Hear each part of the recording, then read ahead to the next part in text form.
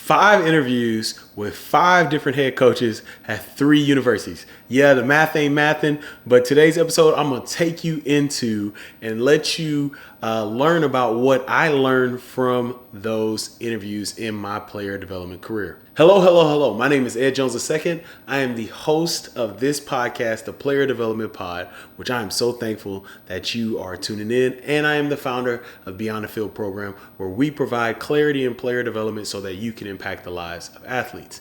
Now, as I said earlier, you may be like, 5 interviews at 3 universities? How does that make sense? Well, if I was a algebra teacher, a math teacher, it doesn't make sense. But I'll tell you more here. This episode will dive into the interviews that I had in my player development career and help you see what I learned from each interview. And I hope that what I learned will help you in your path in player development. So let's start with the first interview. My first interview in player development happened with the University of Houston, my alma mater. So let me put this here so you can see it. The story, I was a high school coach at Hightower High School, which is right there. It's my alma mater. And I was handling the recruiting. I was a recruiting coordinator for Hightower. And, shout out to my guy, Coach Niver. He was on the way. He said, I have Coach Herman with me. And I was like, all right, cool. So I get the whole recruiting sheet ready. We got GPAs, we got heights, weights, different things like that. And so I'm talking to Coach Herman about, hey, this class has this player, this class has that player.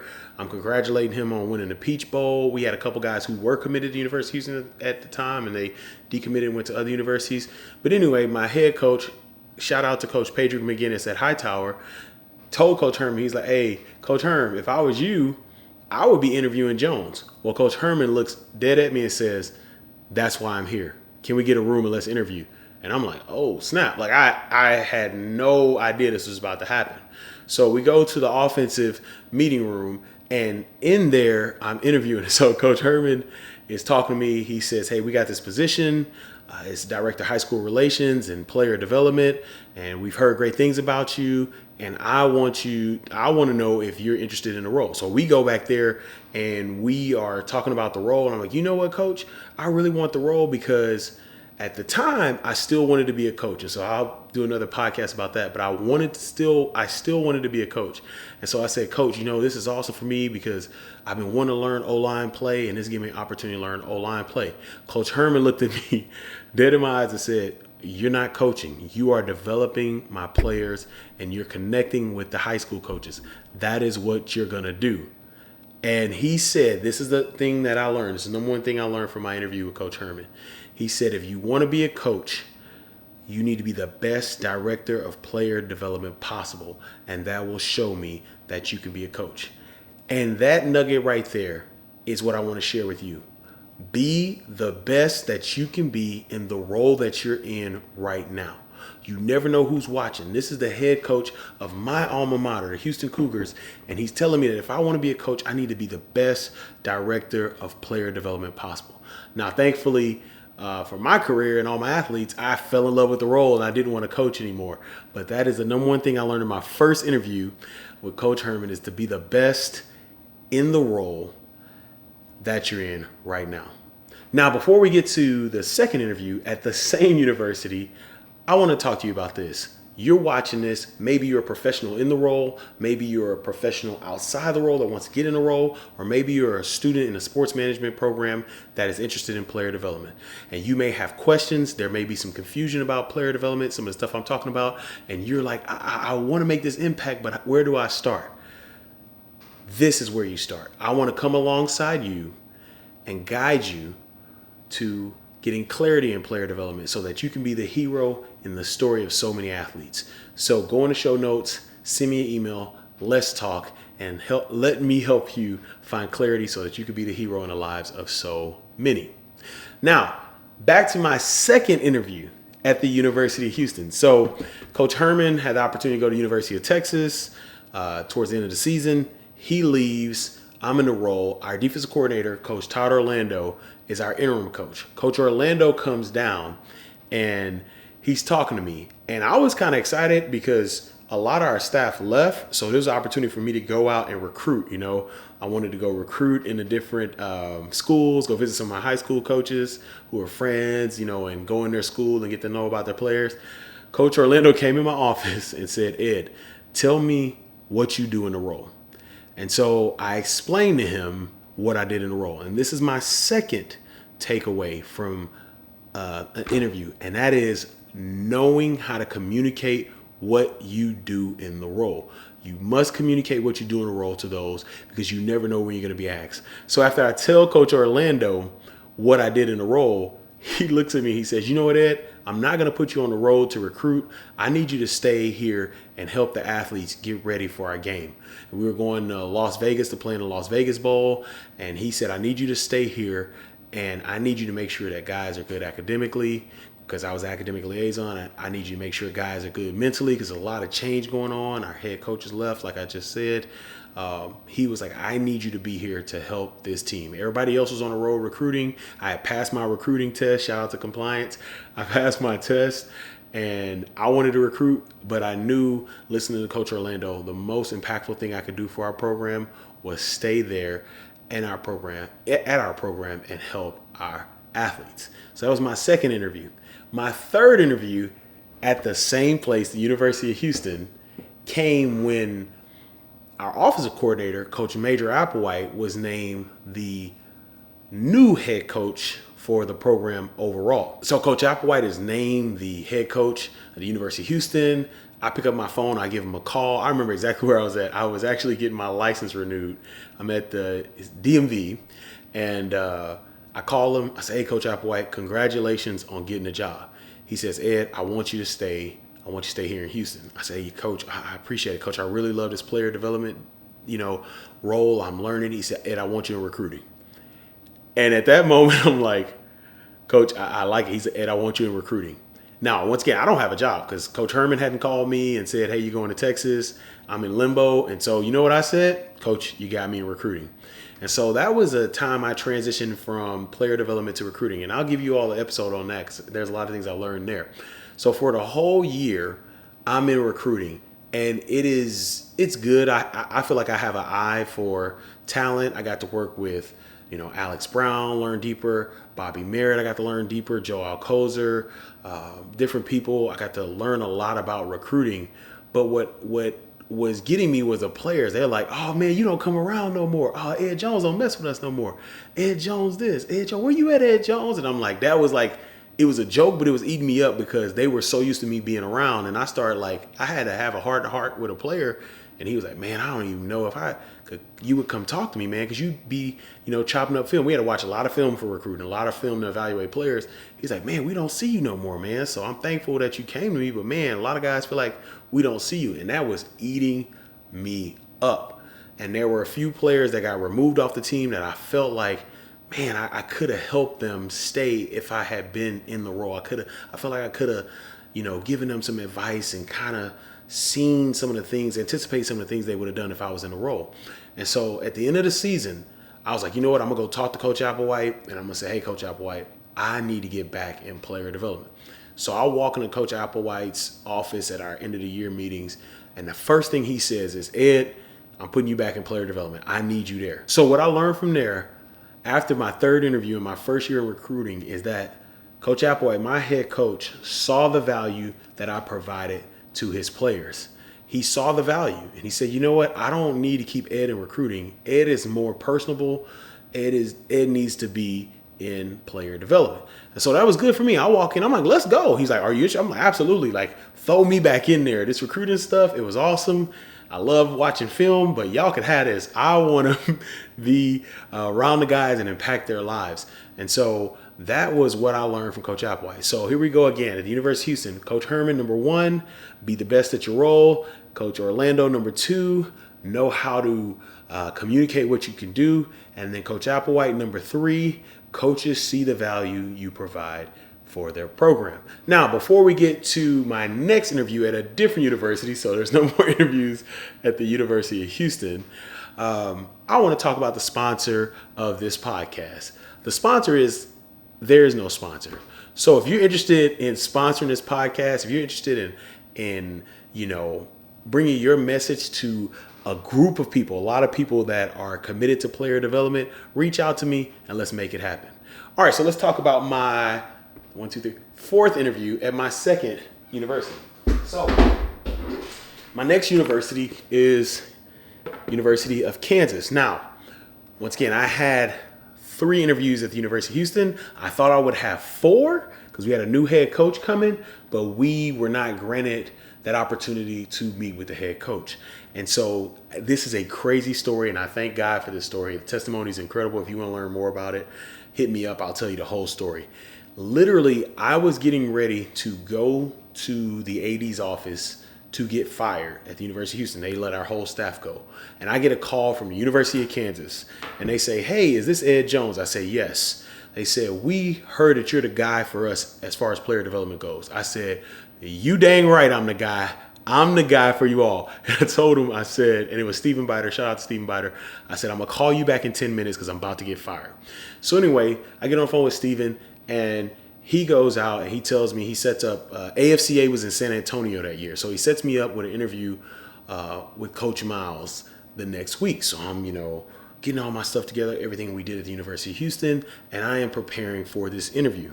And so I get to meet Coach Miles. I ain't gonna lie, I had one of those moments. I'm like, man, this is Coach Les Miles, And so after I had that moment, we got into the interview. I had my pamphlet that I gave Coach Miles that had all the information that we did at University of Houston, but I geared it towards the University of Kansas. This is what we're gonna do. And what I really learned from that interview was Coach Miles, player development might have looked a little different at LSU, but at Kansas, I came and I said this. And what I learned in that interview was my 4th point is creative freedom. Coach Miles said, all right, can you do this? Can you get this done? And he allowed me to explain player development. He allowed me to explain what I'd be able to do. So if I had something, he would ask me. And what I learned in that interview and even deeper in the role is the creative freedom. One thing I knew about Coach Miles is Coach Miles loved recruiting, and I would always tie things back to recruiting, but he allowed me that space to grow in the role. And I am so thankful for my time at the University of Kansas because that is what stretched me. And that is one of the biggest reasons why I've made this podcast and things like that. I was able to do so much because of this creative freedom that I was allowed, that I learned about in the interview. He said, if you're going to do it, I need you to get it done. And I remember he asked me, he said, if at the end, he said, if I offered you this job, would you take it? I popped out my seat and said, "Yes, sir. You bet I will." Now, hindsight, what I wish I would have done is said, "Coach, I'll drive up to Lawrence right now." But it all worked out. I got the position that Friday after a Wednesday interview and had to be in Lawrence on Sunday. That's a whole crazy thing. But that was the 4th thing I learned in my interview is that some coaches will allow you creative freedom in the role. Now, for my last interview, so this is the 4th interview at my second university, and this is my 5th interview at the last university I worked at. Now, I don't have a helmet from that university, but I do have something else. From that university, and it is this beauty right here. Let me pull it back so you can see it.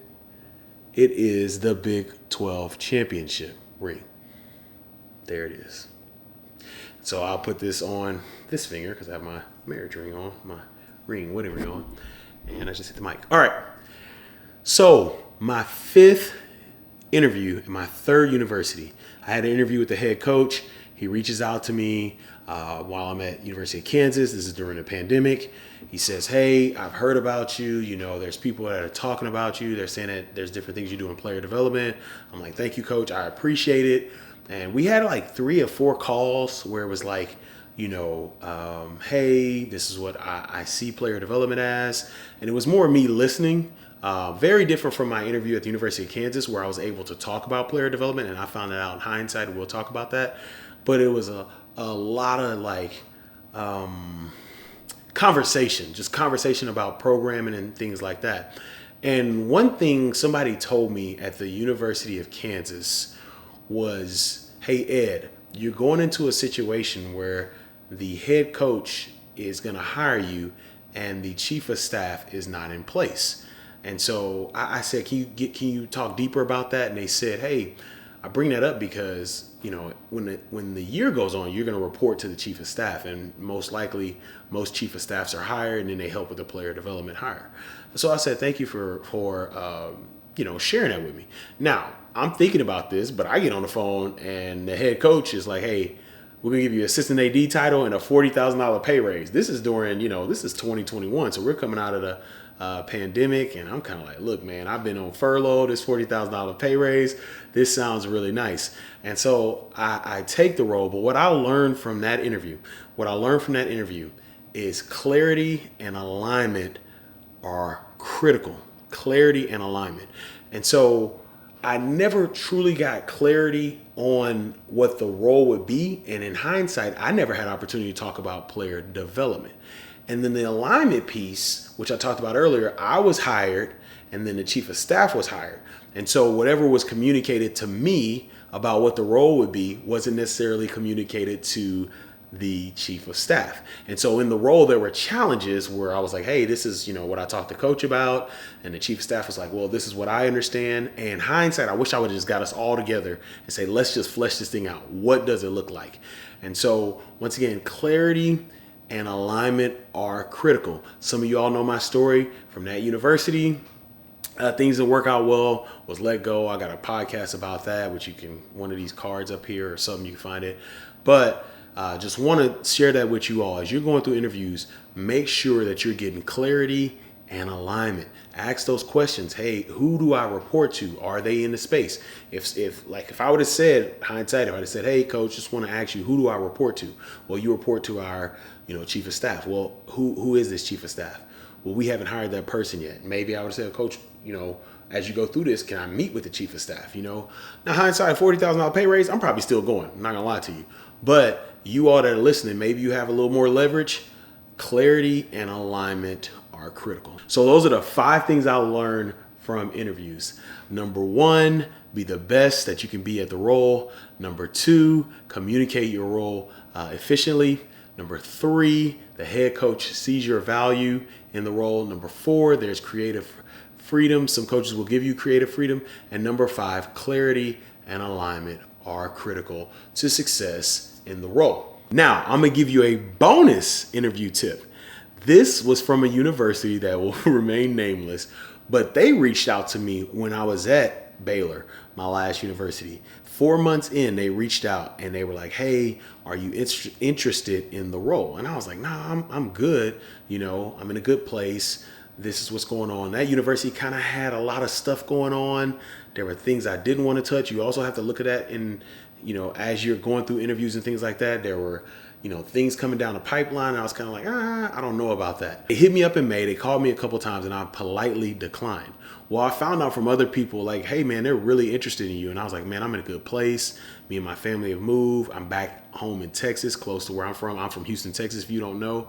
And Waco is like a 3-hour drive. So I get to see my mom, my family, different things like that.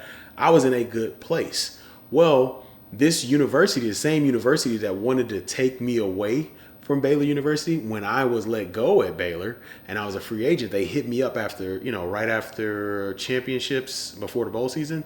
And they were like, hey, are you interested in the role? We're really thinking about you.